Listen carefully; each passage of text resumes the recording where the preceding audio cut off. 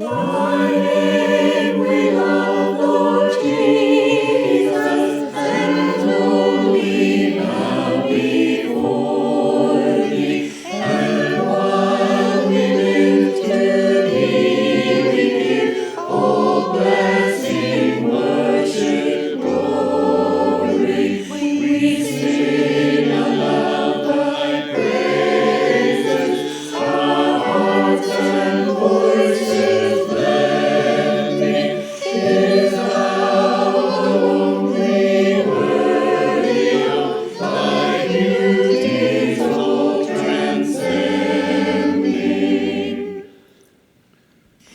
Thy name we love, Lord Jesus, is God's love unbounded.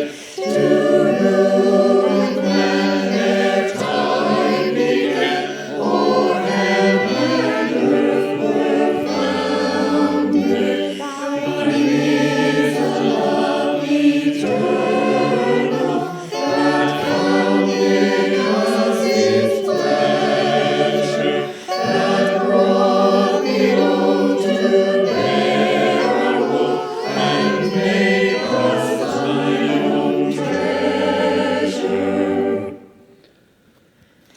Thy name we love, Lord Jesus, it tells thy birth so lowly, thy patience, grace, and gentleness, thine only path so holy. Thou wast a man of sorrows, but grief to thou didst bear it. Our bitter cup thou drankest up, the thorny crown didst wear it.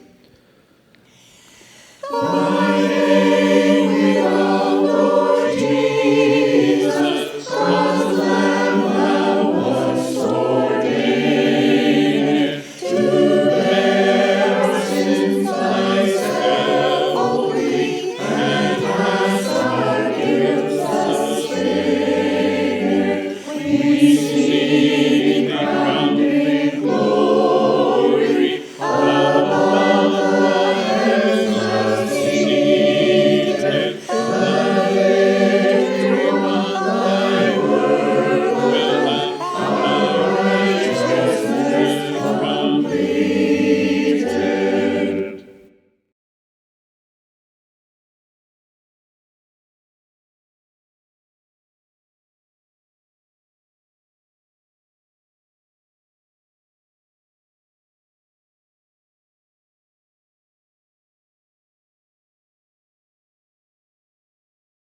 Thy Name We Love, Lord Jesus is a fascinating hymn from the early days. And I asked Nick Fleet, who's a kind of consultant on this series, to tell us a little about this hymn. So I gather it first appeared in a very important hymn book, Nick. Is that correct?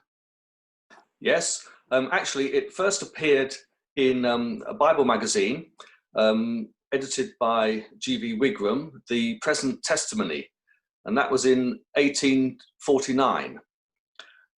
It appeared anonymously, and that was when the author was still alive. So that's the first sort of appearance of it, but it actually then appeared first in the hymn book in Wigram's 1856 Hymns for the Poor of the Flock. And what does that hymn book look like? Are their copies still around? I can show you one. Here's an old copy. Fantastic. Actually, this is two books in one.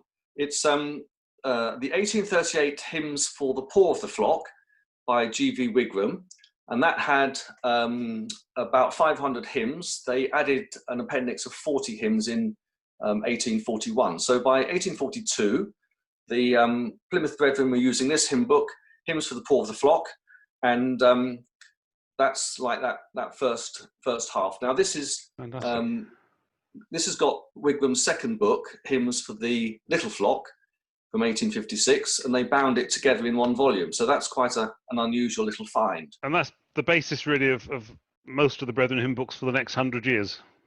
That's right. It is, yeah. Fantastic. And what do we know about the author, William Yerbury? Well, not a great deal for a long time, although some information has come to light quite recently when we've looked into it. So as far as we know, he was born in Hayes in Middlesex, which at the time was a little town, the northwest of London. Now it's just a mile or two north of Heathrow Airport. But of course, that was way, way before planes were invented. So he was born in Hayes, and he died in 1858 in Newington, which was then denoted as being in Surrey, but that's now part of London. We don't know a lot about him.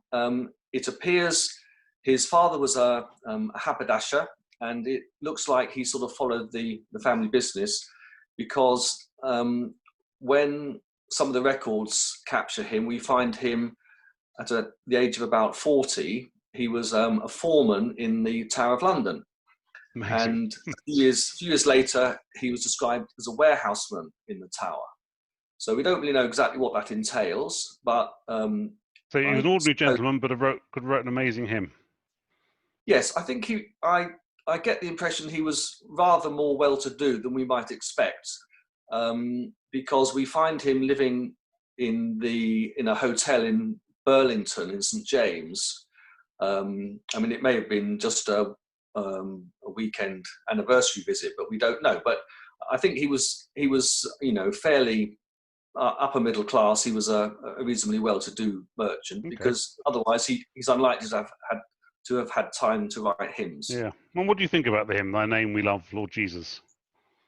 Well, it's a very nice hymn. I mean, it's been used since 1856. It's remained in all the editions, even at the same number.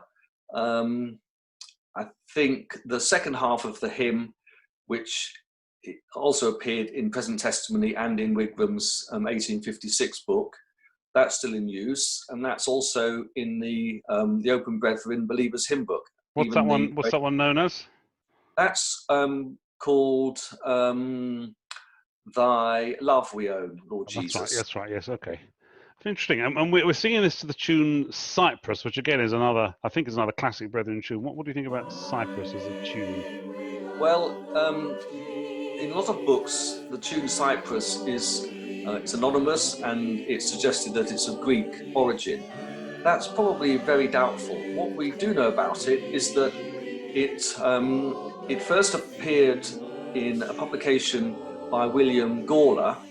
Now, Gawler was another Londoner, although a little bit earlier than Yerbury. He was born in Lambeth, and he was the organist of what was known as the Asylum for Female Orphans in Lambeth. So it was a girls' orphanage, and he was appointed organist, and he issued a number of books covering the hymns and psalms that the girls sung.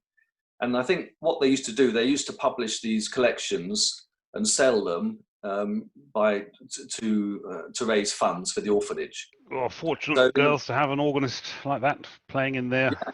Well, he was very prolific, and he published this hymns and psalms in about 1785. So just when our author was only a boy, and he had it was a long meter tune, and he called it St Michael, and it's altered by him. He altered it from an earlier source, so we don't know where he got it from, but the suggestion is it may be from either Mozart or Haydn. So it's probably more likely to be German than Greek. It's a real 18th century tune, anyway. Absolutely, yeah. Well, that's really interesting. Well, thanks very much, Nick, for that. So now let's settle back and listen as we give out the hymn, "Thy Name We Love, Lord Jesus," number 152. Thy name